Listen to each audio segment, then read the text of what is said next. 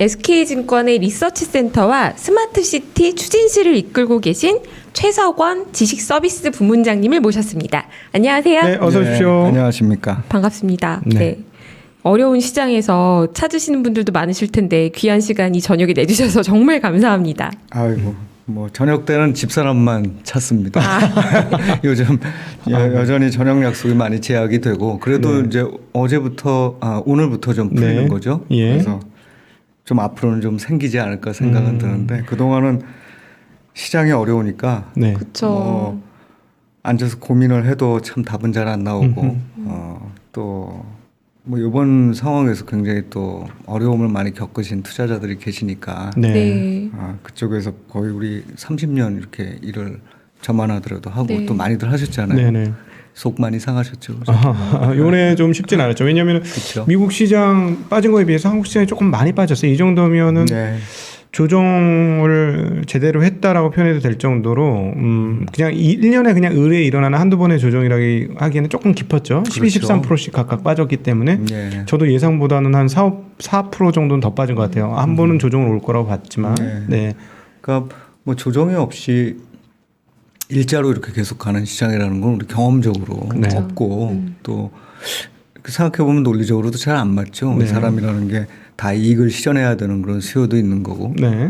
또 가격이 비싸지게 되면 그 리스크라고 우리 얘기하는 것들에 대해서 민감도도 더 네. 세지고 또 이 투자 기간도 다 다르시고 하니까 그런 현상들을 이제 쭉 반영을 해서 몇 가지 경우의 수를 나누는데 일반적인 조정은 뭐 말씀하신 대로 한 4, 5%. 네. 지금 미국이 딱 그 정도였죠. 그렇죠. 네. 근데 우리나라가 이번에 12% 막 이렇게 네. 가니까 이제 헷갈리는 거죠. 이게 네. 정말 앞으로 계속 내려가는 시장인 거냐 아니면은 그냥 깊은 조정에 불과한 거냐 네. 이제 그런 생각들을 많이 하시게 된 네. 그러면서 또 뭐 이렇게 얘기하면 좀 냉정하다고 보일 수도 있지만 좀 레버리지를 많이 이용해서 투자하시는 분들 입장에서는 이런 건 이렇게 그냥 한쪽 방향으로 가는 것만은 아니구나 네. 시장이라는 게 예. 이런 걸 좀 느끼는 그런 또 시장이 됐던 것 같기도 하고 네, 맞습니다.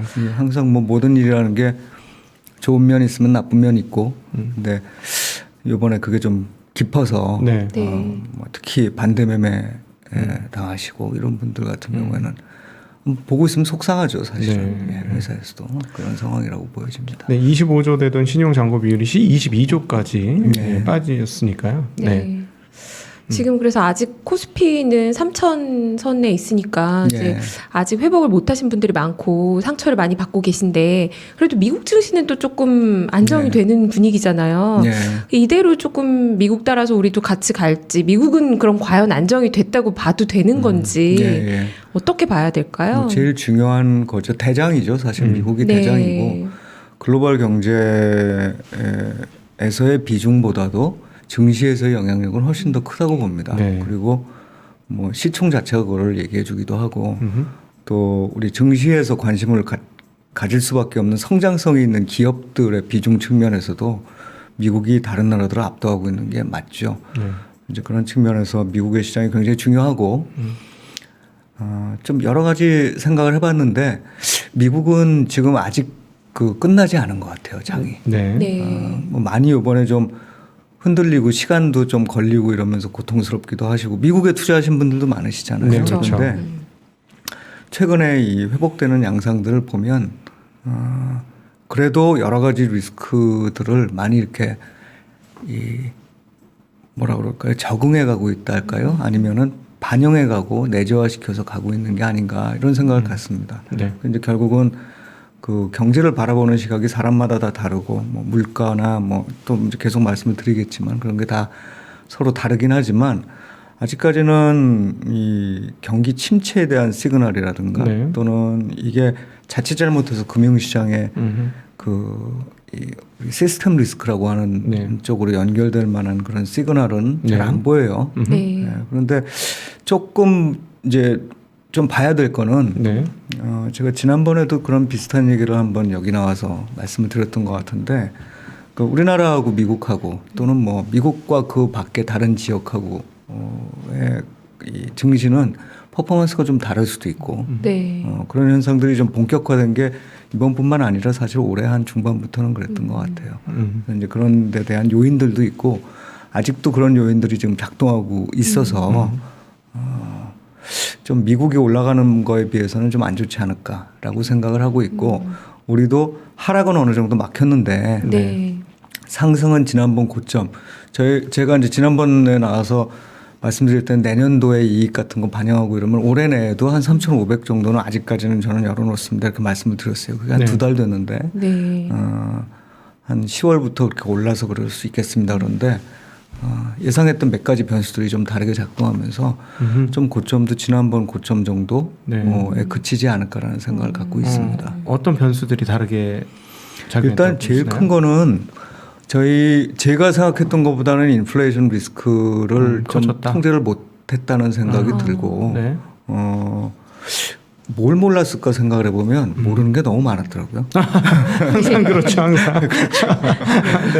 그런데 그 구조는 같은 것 같아요. 그때 생각했던 구조나 지금 생각했던 구조나 같은데 아주 한마디로 이번 물가 상승의 이유가 뭐냐라고 생각을 하면 저는 코로나19라고 생각을 해요. 그렇죠. 예. 네. 근데 코로나19가 다양한 영향을 미쳤는데 제일 큰 게 이제 정책 변수잖아요. 네. 근데 정책을 분명히 굉장히 많이 쓴 게 맞습니다. 네. 그리고 정책을 쓴 방향도 우리가 통화를 풀고 하는 것들로 인플레이션이 발생하지 않는다는 건 지난번 금융위기 이후에 많이 봤어요. 네. 그런데 이번에 이제 차이라는 거는 누구도 잘못한 게 아니니까 네. 책임을 안 지우게 하면서 돈을 그냥 준 상황이었잖아요. 재정을 많이 썼고. 네. 그렇죠. 그러니까 가게든 심지어 기업에 대해서도 네. 그쵸. 월급 주고 안 갚아도 돼 뭐 이런 정도로 음. 정부가 지원을 해준 이런 상황이었기 때문에 이런 규모가 굉장히 크게 영향을 미치고 있는데 생각보다는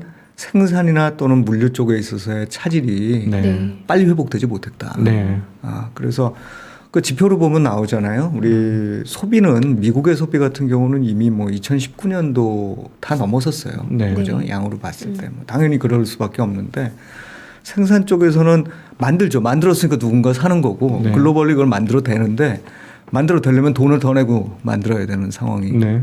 된 것 같아요. 그 코로나19의 첫 번째가 그 정책이라면 두 번째는 이게 쏠림 현상으로 나타났잖아요. 그러니까 우리가 예전 같으면 물건도 사고 또 뭐 여행도 다니고 이러면서 이렇게 쭉 분산되는 거에 맞춰진 우리 경제 체제였는데 이번에 코로나19 때문에 자발적이든 비자발적이든 이 활동은 줄어들었는데 야외 활동은 줄어들었는데 소득은 보전이 되니까 그쵸. 네. 소득 보전된 부분이 이제 제품의 특정 부분에 이제 쏠렸죠. 그 쏠린 것 중에는 뭐 일반적인 내구재도 있는데 코로나19가 빠르게 변화시킨 부분들도 있잖아요. 네. 예를 들면 뭐 재택근무하면서 저희도 재택을 최근에야 이제 풀었어요. 그런데 네.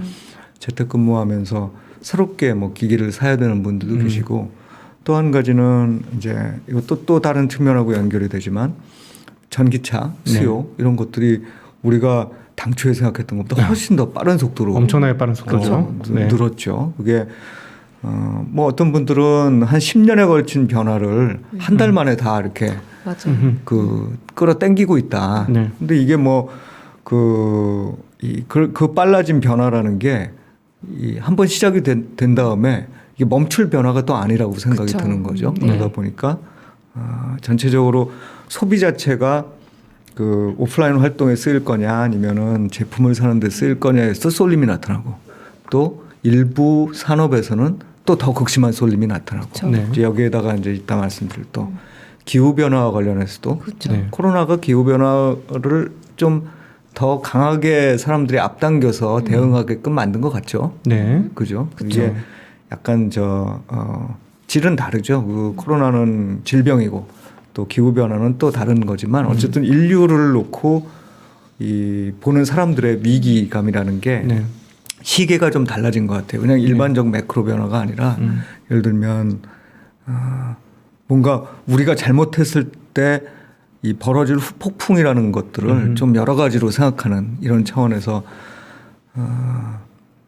기후 변화와 관련된 대응도 굉장히 빨라지고 이러다 보니까 또 그거와 관련된 수요가 갑자기 드러나고 그렇죠. 이런 부분들이 다 아까 이제 말씀하셨던 물가라는 걸 우리가 그냥 이전에 디플레이션 리스크가 클 때의 네. 관점으로 봤던 그런 시기에 비해서는 좀 많이 변해 있었다. 이제 그게 가장 큰 우리가 좀 잘못 본 요인이 아닌가 생각이 들어요. 근데 사실은 뭐 내부적으로 파고 들어가면 연준의 태도를 봐서는 물가 인상 자체가 문제냐라고 물어본다면 사실은 이번 시장의 혼란은 그로 인하여서 금리 인상을 할 것이냐는 두려움이 그렇죠. 훨씬 더 시장을 덮은 거 아니겠습니까? 네. 근데 따지고 보면 또 그거 외에 다른 요소들로 보면 이렇게 시장이 뭐 사실은 미국은 그 일반적인 조정이었으니까 그렇지 않은데 거기에 오히려 우리 입장은 정말 더 크게 훨씬 당하면서 그렇죠. 제대로 된 조정을 한번 당해버리니 그런 정도로 재앙적인 상황이었냐 생각해 보면 그러기에는 미국 기업들의 실적이 이번에 3분기 나오는 거 보니까 너무 서프라이즈고 너무 그렇죠. 좋더라고요. 네. 그래서 앞서 모두에 말씀하신 대로 그냥 살짝 조정하고 그냥 추세는 유지될 것 같다는 톤으로 말씀하신 게 아마 그런 쪽을 염두에 두신 게 아닌가 그렇습니다. 싶거든요. 그러니까 물가가 오르면 우리가 걱정하는 건 사실은 이 실질 구매력이 떨어지는 부분을 걱정하는 거죠. 네. 근데 지금까지 적어도 상황은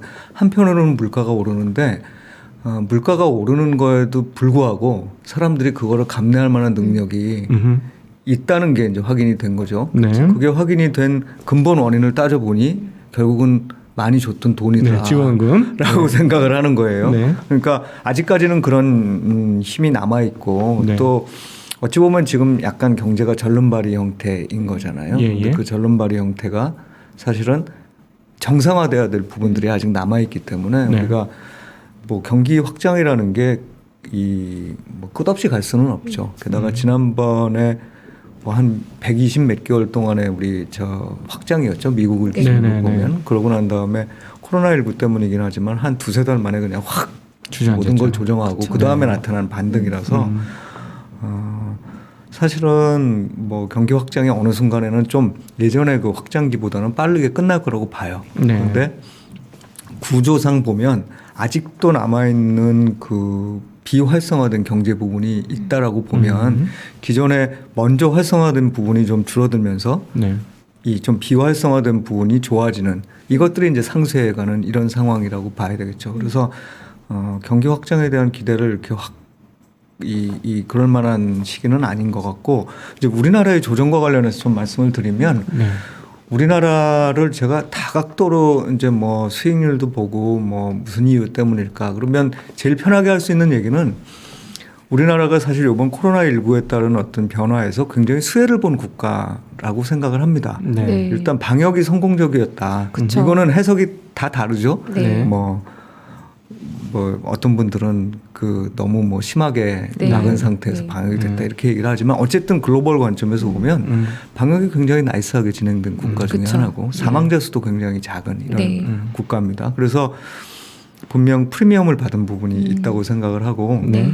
또 그런 것들도 뭐 영향을 미쳤겠지만 최근에 우리 오징어 게임처럼 네. 사실은 각종 분야에서 우리나라 기업들이 글로벌라이제이션 되는 네. 현상들이 좀 나타났죠. 네. 그게 과거의 사례하고는 좀 다르고 그 와중에 중국이나 이런 쪽에 뭐 기존 제조업체를 다 이렇게 뺏길 거다. 네. 뭐 이런 우려들도 많았었는데 실제로는 뭐 좀 안 그런 산업들도 그렇죠. 많았잖아요. 네. 네. 뭐 조선이 됐던 또 물론 이제 이 디스플레이나 이런 쪽은 아직도 어렵지만 네. 뭐 중국이 쫓아오고자 했던 부분들에서 아직은 그 시기가 아니라는 것들도 확인이 되고 그래서 굉장히 좋아서 그런 부분들이 확 이제 영향을 먼저 받았던 거고 그게 이제 올해 1월까지의 상황이었다고 보고 그 이후로도 사실 뭐 확 꺾일 부분은 없었는데 상승률 기준으로 보면 너무 많이 먼저 올랐었다는 거고 네. 이제 그것들이 이제 오히려 지금에서는 발목을 잡는 거죠. 그게 반작용이라고 보는데 그래도 기대를 한때는 했었어요. 우리나라가 이 상황에서 이런 걸 통해 가지고 밸류에이션 격차가 줄어드는 거 아니냐. 그런데 네. 이제 지금 와서 돌아서 보면 야 역시 밸류에이션 격차가 줄어드는 건 정말 참 네. 이 또 다른 근본적인 원인들도 같이 갖고 있기 그쵸. 때문에 네. 쉽지만은 않은 일이구나라는 생각이 들고 이제 또 한 가지는 이거는 좀 해석하는 분들에 따라 차이가 있을 수는 있으나 저는 개인적으로 우리나라의 긴축도 영향을 미쳤다고 봅니다. 그러니까 긴축을 한 많은 나라들이 있어요. 네. 긴축을 한다고 모두 다 증시가 나빠지는 건 아니에요.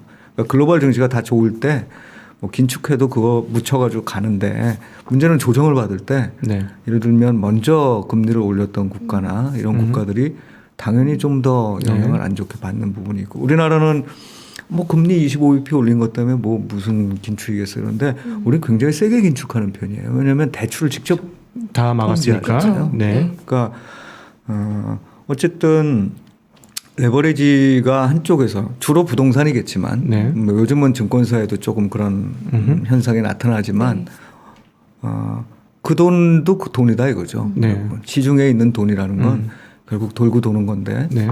부동산 시장으로의 유동성 유입이 적게 가도록 만들면 이게 전체 시장의 유동성을 줄이는 방향 쪽으로 가겠죠. 네. 이제 그런 측면에서 우리나라가 조금 더 세게 이 대책을 세웠다 이런 면도 이제 상대적인 조정폭을 좀 크게 만든 요인이었다고 봐야 되겠죠.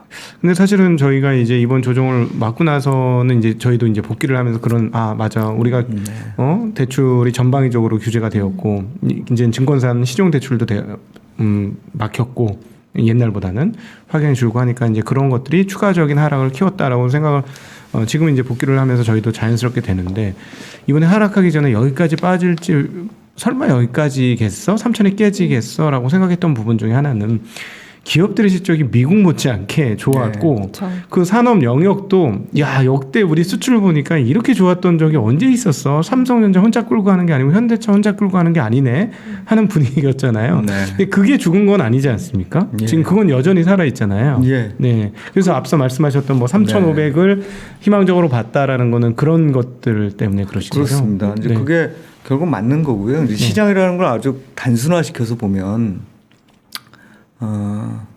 이 모델 따라 다르겠지만 결국은 기업 이익이 얼마나 날 것이냐의 네. 부분이 있을 거고 그 다음에 우리가 그러면 앞으로 나올 그 이익들을 어떻게 할인해 줄 것이냐의 문제일 거고 거기에 이제 영향을 많이 미치는 게 금리 우리가 얘기를 하지만 네. 사실은 이제 추가적으로 리스크 프리미엄에 대한 얘기들을 또 네. 하죠. 그러면 금리는 좀 올라 있는 상황이고 남들보다 먼저 앞서서 올라가야만 될 상황이고 게다가 우리나라는 좀 독특하게 그 장기 금리에 비해서는 단기 금리가 그 자산 시장에 영향을 많이 미치는 구조죠. 네. 왜냐하면 많은 분들이 돈을 빌릴 때 단기로 빌리고 또 빌리는 방식도 금리 연동형으로 빌린단 말이에요. 이제 그런 면들이 당연히 영향을 더 미치는 구조였기 때문에 어찌 보면은 이 증시의 가치를 형성하는 측면에 있어서 사실 다른 국가들 뭐 다른 국가를 봤자 주로 미국일 텐데 조금 더 불리했던 것 같고 그 다음에 조금 더 리스크 프리미엄을 하나 더 말씀을 드리면 중국 문제인 것 같아요. 네. 예, 아까 저도 질문을 보니까 중국 문제도 있는데 중국도 사실 생각해 보면 긴축을 시작한 거죠. 그렇죠. 예, 작년도 네. 한 가을부터는 긴축을 네, 시작한 것 네. 같아요. 이건 선택입니다. 그렇죠. 예, 그 정책 당국이 시장의 기능을 시장의 기능이라는 게 있고 정부가 하는 기능이 있는데 중국은 아무래도 이제 정부가 조금 더 강력한 그런 이 관리를 해나가는 거고 또 정부가 해나갈 때 중국의 과거 역사를 보면 굉장히 좀 긴 호흡으로 진행을 하죠. 네. 중국이 제일 이 지금 걱정하는 게 뭘까라고 생각을 해보면 뭐 미중 갈등도 있고 여러 가지 문제도 있지만 결국은 금융시장 개방이라는 건 어느 순간에는 해야 되고 그거를 앞당기는 이 신호들이 나왔었는데 그 신호 하에서 중국의 자산 시장을 여하히 건전하게 만들 것이냐, 건전하게 유지시킬 것이냐라고 네. 보고 물가보다는 사실 그게 더 이슈였다고 봐야 되죠. 그러니까 우리가 금리를 낮추고 유동성을 풀 때 걱정하는 요소가 나라별로 좀 다르다고 봐요. 네. 그죠? 우리나라 같은 경우는 뭐였죠? 우리나라 부동산. 부동산이었죠. 네. 네. 중국도 제가 보기엔 부동산이죠. 네. 네. 예. 그러니까 특히나 우리보다도 이제 중국은 더욱더 부동산에 대한 의존도가 높았던 경제라고 저는 생각을 네. 합니다. 네. 그러니까 이제 그거에 맞게 대응들을 해나가는 거죠. 미국은 일반 물가 수준에 더 관심이 많은 걸 테고 우리는 사실 또 부동산이 문제는 되는데 여기다가 약간 정치적인 이슈까지 우리는 그죠? 예. 네. 이 너무나도 많은 대책들이 나오는데 그게 실패했다는 인식이 되면서 결국은 금리를 올려야 이게 해결될 수 있다라는 그런 믿음까지 반영이 되니까 이제 각각이 그런 대응을 해나가는 과정에서 좀 빨리 우리가 시작하고 중국이 시작을 했는데 중국 리스크라는 게 어떻게 될지 솔직히 저도 잘 모르겠는데 네. 어쨌든 전반적인 리스크 프리미엄을 올린 것 같아요. 예. 제가 오늘도 낮에 이 점심 식사를 네. 채권 트레이더하고 했는데 채권 트레이더가 해외 채권도 해요. 네. 근데 중국 쪽 크레딧도 많이들 했거든요. 네. 달러 채권이죠. 네. 근데 상당히 이제 스프레드가 올라가 있는 이런 상황들인 거죠. 네. 그러니까 그게 우리가 뭐 우리만 보는 우리나라 내에서의 트리플 B급 금리 스프레드가 어떻고 이런 걸 떠나서 네. 글로벌 관점에서 보면 전반적으로 리스크를 이렇게 키운 특히 이머징 마켓 쪽에 먼저 그런 거에 대응하는 국가들의 리스크를 키운 상황이라고 봤기 때문에 네. 이제 그런 부분들이 녹았으니까 이제 여기까지 왔겠죠. 주가가. 네네. 네. 네. 근데 아까 우리가 이제 금리를 먼저 인상한 것도 우리 증시 디스카운트를 더 받게 된 요인 중에 하나라고 말씀하셨는데 사실 한국은행은 지금 11월에도 금리 인상 예. 가능성이 꽤 높다고 지금 보고 예, 있잖아요. 예, 내년에도 예. 또 인상 얘기가 그렇죠. 있고요. 네. 그러면 우리의 디스카운트는 이제 미국 증시가 조금 좋아진다고 해도 괴리는 더 벌어질 거라고 보고 계신가요? 그러니까 디커플링은 될 거라고 보고 네. 그리고 이제 미국도 그런데 긴축을 시작하는 거잖아요. 11월부터. 그렇죠. 네, 그렇죠. 많은 분들이 뭐 테이퍼링하고 그다음에 네. 금리 금리 인상하고는 또 인상하고는. 다른 거 아니냐 이렇게 말씀들을 하시는데 글쎄요. 그 점에 대해서는 이제 그 사람마다 입장이 다르지만 저는 양적 완화를 어떻게 이해를 하냐면 우리가 이 금리의 틀로 놓고 보면 이게 마이너스 금리 정책인 그렇죠. 네. 거예요. 마이너스로 간 거죠, 사실. 네. 네. 그러니까 마이너스 명목 금리로 정책을 한다는 건 사실 약간 센스에 안 맞는 얘기거든요. 그렇죠. 네. 시장에서는 기본적으로 일정 기간 또 특수한 채권의 경우에 그런 현상들이 이어질 수 있죠. 왜냐하면 캐피탈 게인을 노리는 투자자들이 네. 있기 때문에. 그렇죠. 그런데 실제로는 우리 상식에 안 맞잖아요. 그렇죠. 경제 교과서에 없는 얘기였던 거죠. 그렇죠. 이제 네. 그 부분을 다른 방식으로 하는 게 결국은 테이퍼링이라고, 그러니까 테이퍼링이 아니라 양적 완화라고 보면 이제 우리는 미국이 마이너스 금리 정책에서 이제 그 정책 금리의 저점부터 시작해서 조금씩 올리는 걸 네. 의미하는 거죠. 테이퍼링이 이제 끝나는, 그러니까 아마 지금 한 6월 정도 6월 달? 생각하고 있죠. 네. 그 6월 정도쯤이 정책 금리로 따지면 0%가 이제 정당화되는 시점이라고 봐야 되겠죠. 네. 이제 그 다음부터 뭐 내년 말이 될지 아니면 뭐 후년 초가 될지 다시 이제 금리를 올리는 큰 흐름으로 보면은 정책 금리를 이렇게 올리는 거랑 비슷하다고 봐요. 그래서 분명한 거는 테이퍼링의 효과와 금리를 인상하는 효과가 좀 다르기 때문에 네. 다르기 때문에 특히나 이번 같은 경우 보면은 미국이 요 테이퍼링을 계획하는 게 대체로 그 국채 발행 물량이 줄어드는 거하고 맞추는 것 같아요. 네. 그러다 보니까 미국은 이제 장기 금리가 훨씬 중요한 나라죠. 네. 그래서 장기 금리에 대한 영향을 덜 주는 바람에 우리하고는 차이가 좀 있을 거라고는 보지만 어쨌든 디커플링이 되는 거는 맞고 말씀하신 대로 조금씩 그 격차가 벌어질 가능성도 있다고 보지만 아주 뭐 미국은 가는데 우리나라는 그냥 밑으로 하염없이 갈 거다 이렇게는 생각을 안 합니다. 약간의 디커플링이라고 보시는 거는 미국도 뭐 그렇게 썩 아주 좋을 것 같지는 않다는 톤으로 제가 좀 듣고 있는데요. 맞나요? 네. 미국도 뭐 아주 좋은 시기라는 건 주식시장이라는 거는 말씀드렸다시피 아주 단순화시키면 기업들이 얼마나 돈을 벌 그렇죠. 거냐 명목적으로. 그렇죠. 그러니까 인플레이션 자체만 놓고 보면 기업들이 이거를 전가시킬 수만 있다면 네. 그 중에 이제 망하는 기업들도 생기겠지만 네. 지배력이 있어서 그 소비자들한테 이 전가시킬 능력만 있다면 보통의 경우에는 물가가 오르는 시기에 본인들의 이 여러 가지 제조 비용이죠. 생산 비용 대비해서 전가시키는 폭이 크기 때문에 네. 이익의 절대적인 규모는 늘어날 수 있겠죠. 네. 문제는 결국 뭐냐면 그 과정에서 우리가 디스카운트 해야 될 것들이 또 같이 올라가 준다는 네. 거잖아요. 그런 측면에서 보면 이제 점점 우리가 물가에 신경을 쓰기 시작하고 네. 정책 정책 당국이 어쨌든 통화 정책의 변경을 시작한다는 얘기는 당장은 아니더라도 시간에 걸쳐서 점차적으로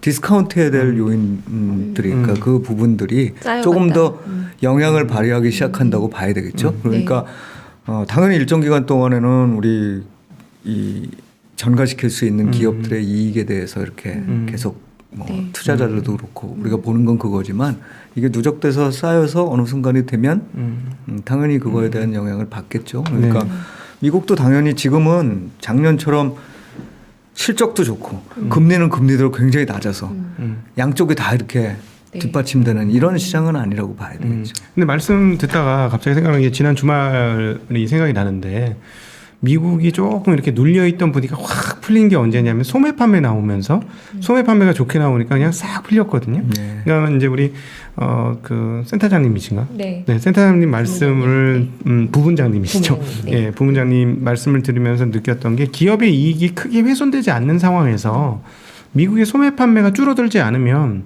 이게 인플레이션이든 테이퍼링이든을 치고 나가서 밀어버리지 않을까 하는 생각도 들었어요. 말씀하신 거 듣다가 네. 머릿속에 정리를 해보니까. 네. 그러니까 사실은 뭐 테이퍼링을 하고 긴축이 시작된다고 해서 주식시장이 바로 훼손되는 건 아니니까 지금도 벌써 테이퍼링은 거의 반영하는 듯한 느낌? 사전에 먼저 반영하고 그렇죠. 확정이 되고 나니까 이제 마음 편해하는 시장 네. 뭐 이런 것들이 느껴지거든요. 네. 네. 오히려 제가 이제 뭐 칼럼도 쓰고 이런 데서는 뭐라고 요즘은 말씀을 드리냐면 네. 미국 시장을 비롯한 이제 글로벌 투자자들의 생각이겠죠. 글로벌 네. 투자자들이 우려하기 시작한 건 앞으로 나타날 수 있는 인플레이션 또는 뭐 이 물가의 상승이죠. 물가의 상승을 그냥 평균적으로 보면 믿을 수 있을 것 같아요. 연준의 얘기를. 그런데 네. 혹시나 그거를 잘못 매니지해가지고 실패하지 않을까. 네. 그에 대한 걱정들이 오히려 더 커지기 시작한 네, 시장 그건 아니냐. 그렇죠. 그래서 네. 오히려 이게 매니지할 수 있는 상황으로 좀 안정감을 보여주는 게 네. 제가 보기엔 오히려 더 시장이 안도할 수 있는 상황 아닌가라는 생각이에요. 근데 만약에 그래서 이제 이 11월 달에 테이퍼링을 지금 한다는 게 다 알고 있는 거잖아요. 네. 근데 딱 가서 보니까 테이퍼링은 무슨 뭐 내년으로 우리 밀어봅시다. 이러면 제가 보기에 오히려 시장이 오히려. 굉장히 네. 불안해할 것 같아요. 네, 네. 그렇죠. 이게 뭐 경제가 굉장히 안 좋은 우리가 모르는 시그널이 있든가 뭐가 숨어 있으니까 저렇게 네. 못하는 거다. 아니면 음? 정말로 이 자산가격에 이 신경을 쓰는 바람에 인플레이션이라는 거에 대해서 뭐 그럴 가능성은 없지만 네. 인플레이션이라는 거에 대해서 매니지를 잘 못하는 거 아니냐. 음. 뭐 제 주변에도 그런 분들 계세요. 그 네. 연준이 이 인플레이션을 제대로 막고 에헤. 자산 시장을 안정적으로 그러니까 수익률로 보면은 뭐 왔다 갔다 하겠지만 어쨌든 그래도 금리보다는 높은 수익률을 장기적으로 갈 수 있는 이런 구도로 만들 수 있는 실력이 있겠느냐. 네. 그 결국 뭐냐면 불신이거든요. 네. 그렇죠. 연준에 대한 사실 불신. 이번에 불신이 한번 확 올라온 거죠. 그렇죠. 네. 그래서 그 불신을 해소시키는 게 오히려 지금은 이제 자산시장 쪽이 좀 괜찮을 것 같고 그렇다고 해서 뭐 금리가 오르는데 그러면 오르는 게 이제는 다 좋은 거예요. 그건 아니고 이제 올라서 어느 정도 수준이 돼서 그게 아까 누적이라는 표현을 쓰셨는데 어느 정도 수준이 되고 이렇게 되면 당연히 또 이제 시장을 한편으로의 고민이겠죠. 네. 앞으로의 이 경제 자체가 이 금리 수준을 어떻게 견뎌낼 수 있겠느냐. 근데 우리가 그런 뭐 정책 당국의 암만 잘해도 비즈니스 사이클은 있잖아요. 그렇죠. 비즈니스 사이클이 없을 수는 없습니다. 그렇죠. 있을 때는 당연히 뭐 증시도 우리가 기대치를 더 낮춰야 되는 상황이 오겠죠. 네. 뭐 근데 그거는 지금 뭐 네, 연준과 관련해서 가장 사실은 헷갈리고 말씀하신 것처럼 의심 또는 의혹이 되는 부분 중에 하나는 그동안에 고용을 워낙 해서 강조를 했고 네. 뒤에 있던 고용을 가장 앞단으로 옮겨놨기 때문에 자기 한 말이 있기 때문에 고용을 유지시키려고 올리려고 하다가 까딱하면 인플레이션을 말씀하신 대로 방기 또는 네. 허용 그렇죠. 또는 방치 네. 뭐 이런 상황들이 왔을 때 오히려 그걸 어떤 분들은 그래요. 그냥 인플레이션 그냥 허용해주고 그냥 고용해서 그냥 한번 세게 소위 말하는 고압경제가 이런 거 아니겠어? 한번 밀어붙일 때까지 밀어붙이고 자기네들은 언제든지 인플레이션 잘 잡았으니까 좀 늦게 해도 되는 거 아니야? 이런 생각을 하고 있는 것 아니야 하는 의심 그런 생각 하고 있거든요. 예, 그래서 그게 작년 8월 달에 워낙 강하게 통화정책 변경을 했죠. 네. 그래서 장기적인 통화정책의 어떤 기조라는 걸 말씀하신 대로 고용 쪽에다가 무게중심을 확 둬버렸단 말이에요. 그리고 뭐 이번 8월 정도까지도 거기서 크게 변화하지는 않았던 것 같아요. 근데 9월 달에 조금 변화는 있었던 것 같아요. 그거는 그 한 9월 소비자 물가 상승률 대충 얼마 나올지 알지 않았겠습니까? 네, 그러니까 네, 지금 그렇죠. 5개월째 5%를 네. 넘어서고 있는데 예. 물론 그게 그 소비자 물가 상승률이라는 건 지수 산정 방식 때문에 네. 좀 고평가가 되긴 하지만 이제 그럼에도 불구하고 5%가 넘어서 계속 가는 인플레이션이라는 건 이건 좋게 봐도 지난 한 30년간에 몇 번 안 나온 얘기거든요. 그렇죠. 네, 지난 30년간 제 기억에 따르면 이 정도 물가 수준이 좀 유지됐던 건 90년대 초, 80년대 말 90년대 초, 그 다음에 우리가 그 저기죠, 그 금융위기 바로 예, 직전, 2007년. 그렇죠. 네. 네, 그 전이 아마 평균적으로 보면 이게 이렇게 유지되는 그런 상황이었을 거고요. 나머지는 굉장히 일시적이었어요. 네. 예를 들면 그 사실 90년도도 그게 좀 섞여 있긴 한데 90년도가 우리 뭐 있었죠? 걸프전 있었죠. 네네. 네. 예, 걸프전 있었고 또 2000년대 초반에는 이제 이라크전 있었고 네. 뭐 이런 지정학적 리스크 때문에 일시적으로 유가가 이렇게 폭 치고 오르는 이런 모습들이 나타나고 그 이후에 다시 꺼지니까 그랬었는데 이번에는 어쨌든 약간 긴장 상태에 들어간 거는 같아요. 네. 네. 그 연준의 입장이 네. 물론 이제 말은 여전히 뭐 심지어 라가르드 총재도 비슷한 얘기 하잖아요. 굉장히 완화적이죠. 예, 네. 이게 어차피 이거 돌아온다. 그러니까 네. 저도 돌아온다고 봐요. 네. 돌아온다고 보고 오히려 그 다음에 이 양반들이 걱정하는 건 뭐냐면 아까 제가 솔림이라고 그랬는데 네. 솔림에 맞춰서 생산 능력이 늘어나면 그 다음에 문제예요. 그렇죠. 사실. 아, 네. 사람들은 계속 그거를 그 속도대로 사거나 늘리지 않을 텐데 그렇죠. 기업들은 실수할 수 있어요. 그렇죠, 왜냐면 그렇죠. 인베스트먼트가 네. 사람들이 사기 시작하면 계속 살 것 같거든요. 그러다 보니까 이제 설비 투자를 확 늘려놓을 거고 네. 설비 투자를 늘려놓으면 그 부분에 대한 이제 반작용들이 또 있을 거기 때문에 당연히 연준 입장에서 좀 시계를 넓게 보면 그렇게 올 것 같은데 우리가 또 한 가지 여기서 이제 주의해야 되는 건 인플레이션이라는 건 항상 익스펙테이션이 반영되잖아요. 그렇죠. 네, 그러다 보니까 연준이 됐든 어느 중앙은행이 됐든 뻔히 이거는 이렇게 가는 그림이야라고 생각을 해도 확신하기는 어려운 거예요. 확신하기. 그렇지. 네, 확신하기는 어려운 거고 또 말씀드렸던 대로 이제 그것도 반작용이 저는 조금은 있을 거라고 보는데 기후 문제와 관련해서 보면 우리 정말 많은 부분들에서 코스트가 올라가게 생겼잖아요. 네, 그렇죠. 그렇죠. 네, 그 코스트가 올라가는 부분이 지금 최근에 중국에서 아주 극명하게 나타나는 거고 네.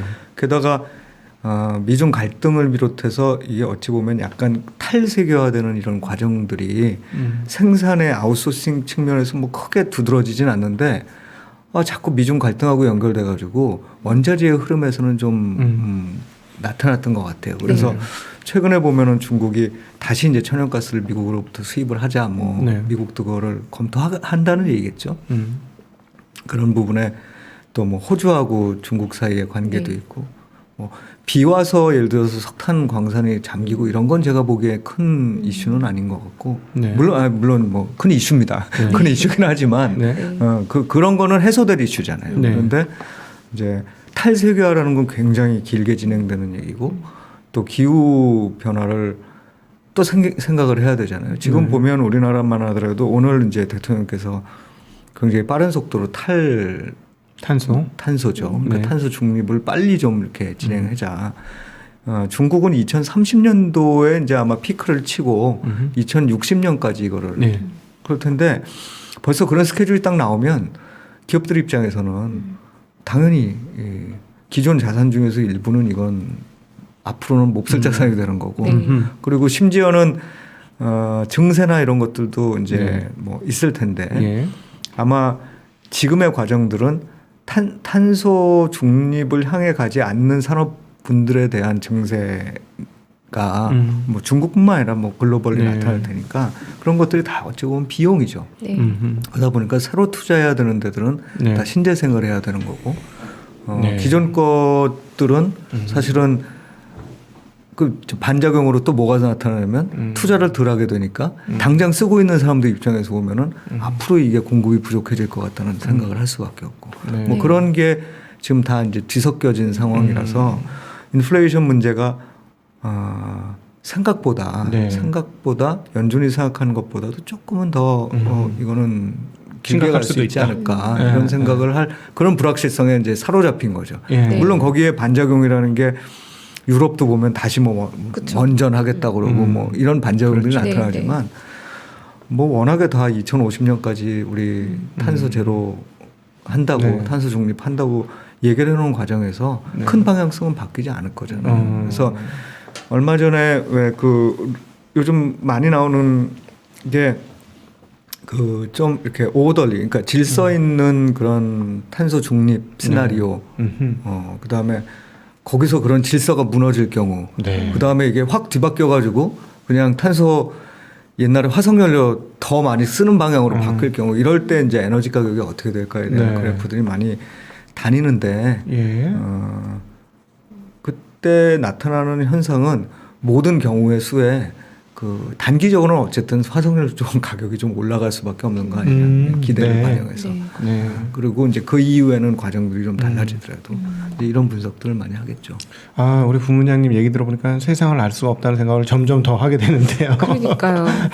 저기 그 사실은 지난 그 WTO 체제 중국이 WTO에 들어온 이후로 네.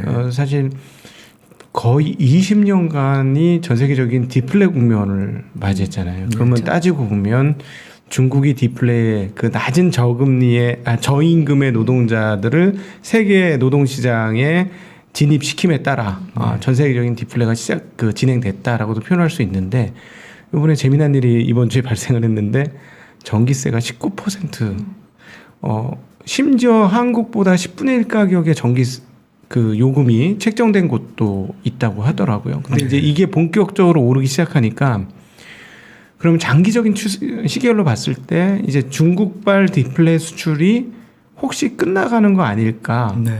하는 생각도 조금 예, 들거든요. 예, 그게 네. 분명히 맞는 말씀이신 것 같고요. 네. 물론 이제 그것도 우리가 그러면 걷잡을 수 없이 그쪽에서의 이 상승이 이루어져서 네. 우리는 앞으로는 인플레이션 시대로 가는 거다. 뭐 그렇게 보기에는 또 우리 점검해야 될 것들이 좀 있죠. 네. 네, 예를 들면 또 한편으로는 우리가 그 디플레이션 압력이라고 얘기할 때 중국의 노동력뿐만 아니라 많은 것들을 얘기했죠. 네. 그중에 뭐 대표적인 게 플랫폼 비즈니스화 그렇죠. 되면서 네. 나타나는 가격의 하락 압력. 아마존 네. 효과 뭐. 그렇죠. 네, 그런 것들이 있고 또 인구 문제가 있을 거고요. 주요국에서의 인구 구조 문제가 있을 거고. 뭐 인구 구조 문제는 사실 저는 개인적으로 이게 꼭 물가를 내리는 쪽으로 갈 거냐 이건 잘 모르겠습니다. 네. 여하간 그것도 한 축으로 많이 지적이 됐던 것 같고. 네. 그 이외에도 또가 뭐가 있었죠? 뭐 쉐일 같은 뭐 에너지 네. 공급. 이 에너지 공급 사실 지금도 네. 이 감산량을 줄이겠다는 거잖아요. 네. 네, 그렇죠. 예. 그렇죠. 그러니까 감산량을 줄이겠다는 얘기는 반대로 캐판이 따지면 있다는 캐판이 얘기죠. 있다는 얘기이기 그렇죠. 때문에 그렇죠. 사실은 그 공급 측면에 있어서의 문제가 그렇게 심각한 건 아니고 그래서 그 유가가 어느 정도 안정되게 되면 지금 말씀하셨던 그런 여러 가지들은 좀 이렇게 누그러들 거라고 봅니다만 네. 네. 지금까지는 사실 겁나는 구조가 더 있는 거고 아주 큰 축으로 있었던 그런 이 세계화에 따른 네. 물가 하락 압력은 예전보다 많이 줄어든 것 같아요. 네. 그거는 야. 글로벌 디플레이션 압력을 좀 줄이는 측면에서 긍정적일 수 있는데 네. 잘못 매니지가 되고 나머지 부분들이 어허. 같이 움직여주지 않으면 일시적으로 물가를 좀 끌어올리는 그렇겠네요. 영향을 주고 야, 잘하면 한 30, 40년의 흐름이 또 새로운 흐름으로 시작이 그럴 될 수 수도. 있죠. 근데 그럼에도 불구하고 자동화와 기계화가 너무나 로봇화로 이제 표현되는 네. 그런 그렇죠. 변화들이 또 디플레이의 강력한 우군으로도 그렇습니다. 있는 거 아니에요? 그게 이제 제가 조금 아까 잊어버려서 말씀을 못 드린 게 결국은 이제 통칭해서 보면은 프로덕티비티의 네. 증가인 생산성이죠. 거죠. 네. 예, 그러니까 이제 생산성이 증가한다는 건 최근에도 보면은 어쨌든 고용이 제대로 회복이 안 돼도 만들어내긴 하잖아요. 그렇죠. 이제 거기에는 많은 기계와 자동화 이런 것들이 들어있을 거예요. 근데 이게 더 가속화된다고 생각을 하면, 근데 솔직히 이게 지금 그 탈세계화 때문에 나타나는 그 코스트의 증가하고 우리가 생산성이 높아지면서 나타나는 인플레이션의 하락 압력하고 네. 어느 누가 그렇지. 어떤 게 더 그렇지. 예. 어느 시점에 셀 거냐 그렇죠. 예, 이거를 밝히내긴다는 건 굉장히 어려운 일인 것 같아요. 네. 예. 그 중간에 어디 과정에 있고 단지 우리가 생각할 거는 이전에 비해서 이전에는 사실 한편으로는 이게 그 생산성 향상 쪽에 들어 있었고 또 한편으로는 물가도 하락 압력이 있었으니까 너무 심플하게 디플레이션을 얘기할 수 있었는데 그렇지는 않을 거다. 네. 그러니까 최근에 보면은 이게 인플레이션이 그 70년대나 네. 이럴 때하고는 좀 모양새가 다를 거다라는 네. 얘기가 많이 나오는 거겠죠. 네, 네. 근데 이제 장기에는 그 부문장님 말씀하시는 것처럼 이렇게 뭐가 앞서갈지 모르고 헷갈리는 상황인데 사실 저는 지금 최근 1년간의 생산자 물가 지수에 영향을 진짜 많이 미친 거는 에너지 가격하고 병목 현상. 요게 이제 예측을 못했던 변수들이 크게 작동을 네. 했던 것 같아요. 네. 작년 상반기에 유가 마이너스 가서 깜짝 놀라게 했다가 올해 상반기엔 또 상승률로 또 깜짝 놀라게 많이 올랐다가 그 하반기에 좀 애매해지고 있는 건데 이게 에너지 가격 움직이고 나서 실제 생산자 물가까지가 또 레깅이 좀 되고 그럼 내년에는 에너지 가격이 여기서 올라갈지 내려갈지 이것도 지금 말씀하신 것처럼 캐파가 없어서가 아니라 뭐 이 ESG 친환경이라던가 아니면 정치 경제학적인 다른 것 때문에 지금 못하고 있었던 것들이 많잖아요.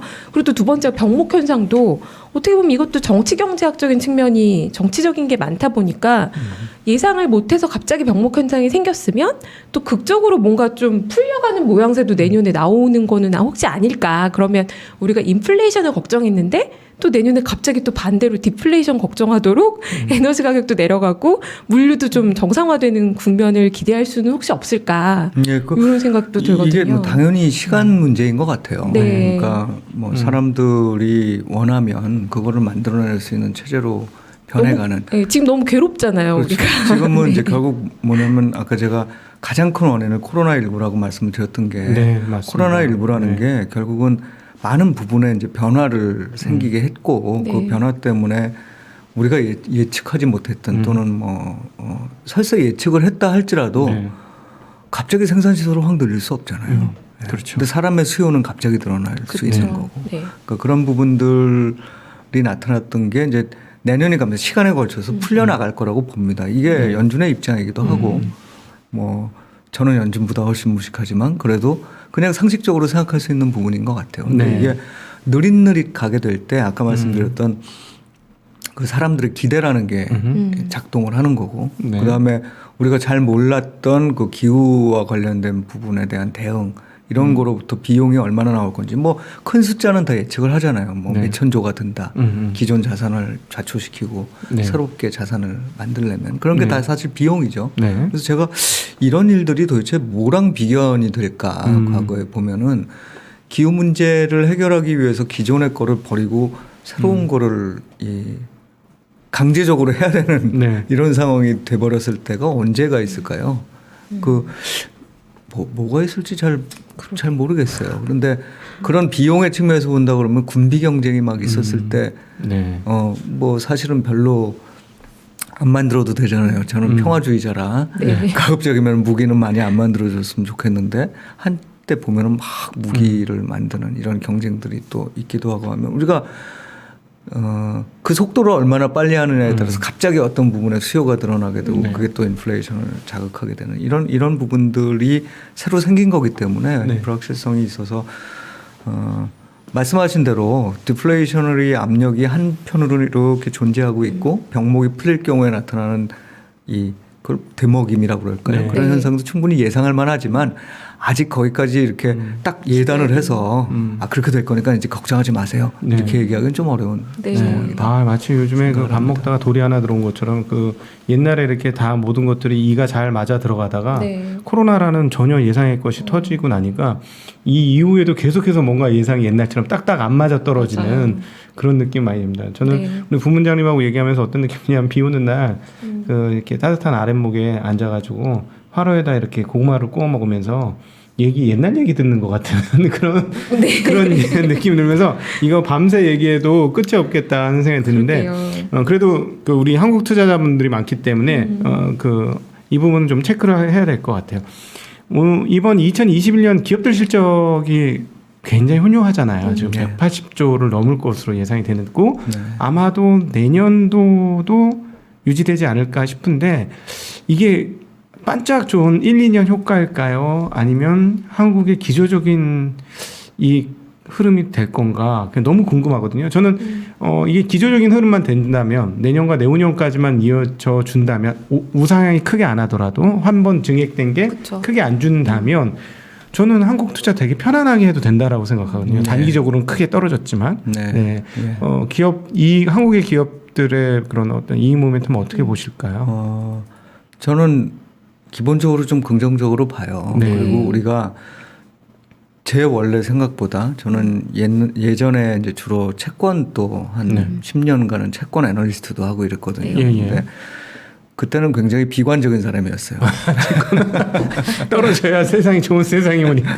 그죠? 네. 왜냐면 계속 가격이 올라가려면 세상이 나빠야 되거든요. 그렇지. 네. 채권 가격이 네. 올라. 그렇죠. 그런데 사실은 근저에는 좀 낙관적인 생각을 많이 갖고 있고 또 변화들을 보면 굉장히 드라마틱한 민간 부분의 힘을 느낍니다. 그쵸. 네. 예를 들면 지난 한 5년간에 그게 더 크게 나타났는데 우리나라의 시총 상위 종목들이 굉장히 많이 바뀌었잖아요. 그렇죠. 그러니까 시총이 네. 바뀌었다는 게 뭐 단순히 그 사람들의 기대가 이렇게 반영된 부분으로 해석하기 어려운 게 너무나도 실적도 좋고 그러니까요. 네. 네. 제가 아까 요 밖에서 들으니까 에코프로 네. 관련된 얘기를 네. 하시는데 네. 우리나라가 사실은 이 처음에 저 기억납니다. 처음에 배터리 투자할 때 이거 잘못하다가 그냥 맛이 간다. 네, 그렇죠. 네, 그때만 하더라도 2030년은 돼야 뭐 전기차가 될까 말까 네. 그랬었단 말이에요. 그럼 많이 자동차 회사들한테 속았고 네, 된다 하고 안 했으니까. 네, 네. 그런데 그 와중에 대단한 수혜를 보고 있잖아요. 네. 그리고 그 뭐 특정 회사를 얘기하기는 좀 그렇지만 바이오 부분에서도 신약 개발은 몰라도 우리가 바이오 시밀러라는 게 이렇게 잘할지. 그렇죠. 그렇죠. 그러니까 사실은 참 그랬죠. 또 일부 플랫폼 기업은 좀 너무 국내적이긴 하지만 일부 플랫폼 기업은 또 적어도 이 지역권에서는 영향력을 대단하죠. 갖기 네. 시작하는 이런 상황인 거고 이런 변화를 나타내는 국가들이 있나요? 그러니까요. 상당히 이게 다방면이에요. 맞아요. 전방위까지라고는 표현 못 하겠지만 맞습니다. 다방면이죠. 네. 그래서 이제 그렇게 될 때 우리가 우려하는 건 그럼 기존의 이 산업에서 정말 많은 어려움이 있는 거 아니냐. 그렇죠. 근데 생각해 보면 아까 조선 말씀드렸는데 네. 조선도 어려웠죠. 사실은 그렇죠. 수년간 어려웠고 네.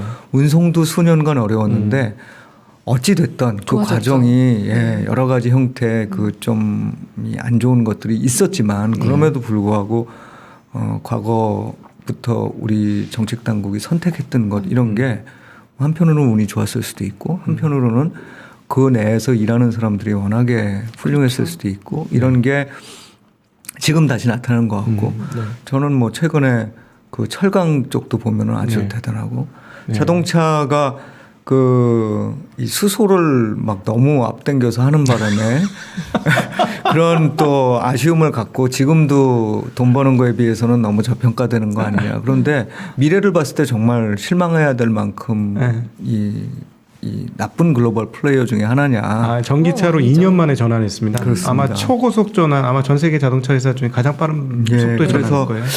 제가 보기에는 그런 면들을 굳이 이렇게 폄하할 필요가 없다. 물론 소프트웨어적인 측면에서 우리가 조금 미국하고 매번 비교를 하니까 미국하고 비교를 해서 소프트웨어적인 측면이 떨어진다.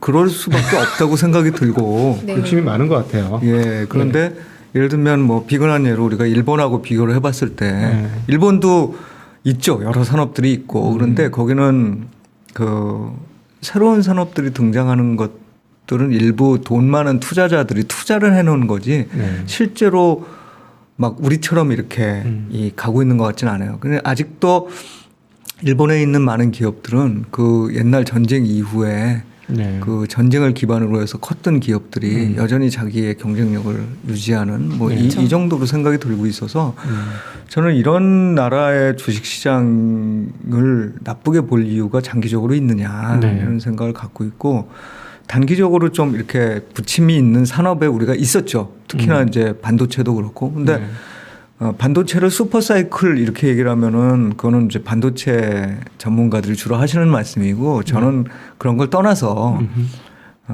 어떤 면에서도 안 쓸 수 없을 거다 앞으로. 그러니까 그렇죠. 이른바 이제 우리가 과거의 석유처럼 좀 에너지가 화돼 있는 그런 업종으로 생각을 하고 있기 때문에 원자재처럼 됐죠 이제. 그렇죠, 그렇죠. 네. 그래서 이제 그런 측면에서 보면 이 쏠림도 많이 또 해소가 됐고요. 그래서 저는 지금도 우리가 왜 이 밸류에이션을 받고 있는지 잘 모르겠어요. 아, 오랜만에 정말 싸진 것 같습니다. 네, 그렇죠. 그러니까 이익 규모가 유지되면 다른 나라는 다 밸류에이션 고점 부분이잖아요. 그쵸. 근데 우리는 지금 11배 내외까지도 네. 떨어졌다는 분석이 나오니까 네. 굉장히 비싸지 않은 가격이죠. 그렇죠. 네. 그렇죠. 네, 지금 계속 이제 앞서서 초반부터 쭉 이렇게 흐름하고 변수들 말씀해 주셨는데 지금 어쨌거나 그러면 미국이 이제 통화정책 변화 현실화를 앞두고 있고 그 가능성 매우 높게 보고 계신데요. 그러면 뭐 주식이나 부동산 아니면 뭐 위험자산 성장주 아니면 가치주 앞으로 우리 투자 전략은 어떻게 가져가면 좋을지 조언 좀 부탁드립니다. 네.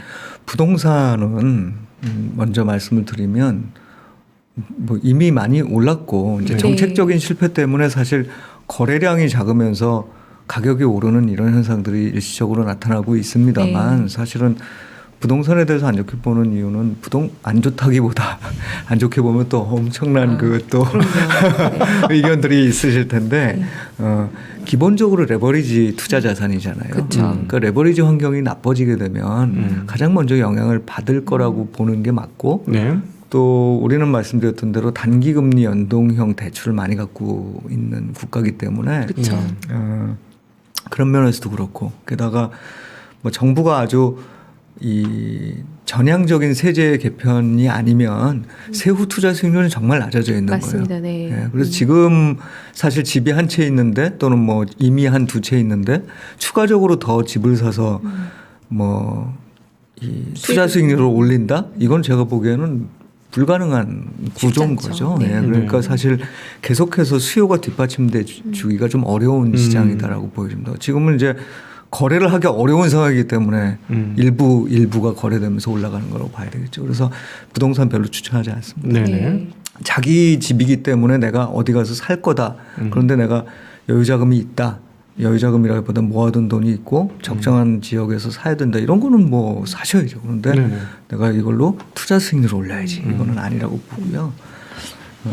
주식 같은 경우에는 사실은 참 어려운데 저는 사실 그 주식을 매크로에 따라서 움직이는 이런 부분과 네. 또 마이크로한 부분에 따라서 움직이는 부분을 둘 다 마음속에 갖고 있어야 되잖아요. 네. 그런데 좀 안 그렇게 보일 수도 있지만 매크로에 관련돼서 보는 게 훨씬 더 단기적인 대응이 필요한 거고 네.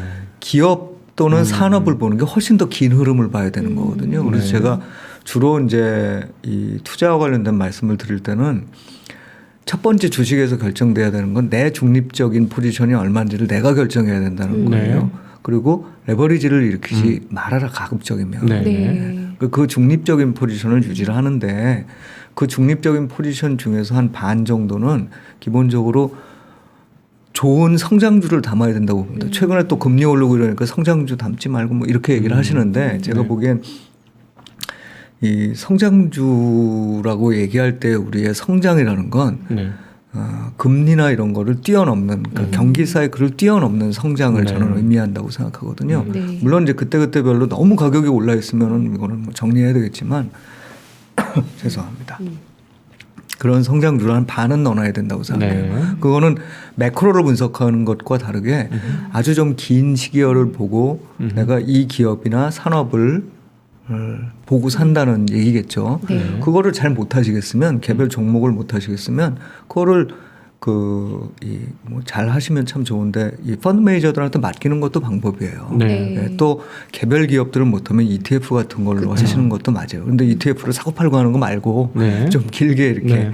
가는 이런 투자를 상당 부분 해야 되고 또 힌트도 있는 게 그런 게 특히나 지금처럼 코로나19 이후에 정부 주도의 이 경제화돼 있는 상황에서는 정부가 어느 쪽에 힘을 실어주느냐가 중요합니다. 네. 지금 네. 뭐 각국 정부가 중요하죠. 기후, ESG 네. 힘을 실어주잖아요. 그렇죠. 글로 돈이 모여질 수밖에 없는 구도다. 예. 이런 거는 항상 관심을 가지셔야 되고요.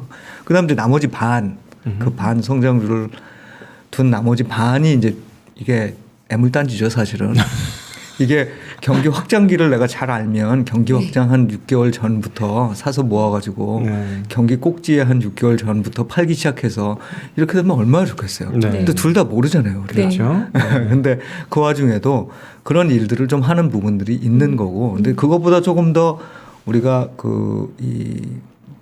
분명하게 알 수 있는 거는 이 경기를 주도하는 게 설사 조금 슬로우해지는 상황이라도 지금 현재 경기를 주도하고 있는 게 뭔지를 볼 수는 있어요. 네. 그게 예를 들면 투자가 될 수도 있고 어떨 땐 건설 경기가 될 수도 있고 네. 지금은 뭐죠? 지금은 소비였어요. 네. 그런데 이 소비가 앞으로는 제품 소비가 좀 줄어들더라도 제가 보기엔 저부터도 해외여행 가고 싶고 네. 오프라인 활동을 많이 하고 싶어요. 네. 근데 그거는 충분히 오르지 못한 기업들이 많이 있다고 봅니다. 네. 예. 왜냐하면 당장이 불안하니까 좋다고 얘기를 했다가도 뭐 아닐 수도 있고 네. 물론 이 중에서 뭐 일부 업종은 이 유가가 올라 있기 때문에 거기에 영향을 받는 게 있을 수 있어요. 그런데 네. 그렇지 않고 실제로 오프라인 활동을 하면서 이 파생되는 제가 사실 종목을 이런 데 나가서 얘기하면 저희 컴플라이언스한테 혼납니다. 그래서 얘기는 못 드리고